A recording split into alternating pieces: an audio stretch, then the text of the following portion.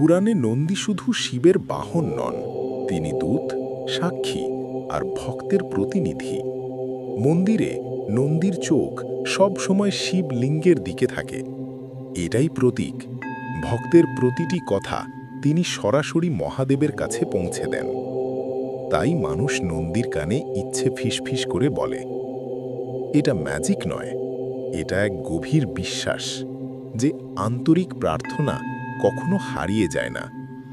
আর সত্যি বলতে, ইচ্ছে নন্দীর কানে বলা মানে নিজের মনের কথা নিজের সামনে স্বীকার করা। এই বিশ্বাসই ভক্তিকে শক্তি দেয়, আর ভক্তিই ইচ্ছে পূরণের প্রথম ধাপ। এই জন্যই বলা হয়, নন্দীর কানে বলা কথা মহাদেবই শোনেন। আরও এমন আধ্যাত্মিক সত্য জানতে ফলো মুনের কলমে।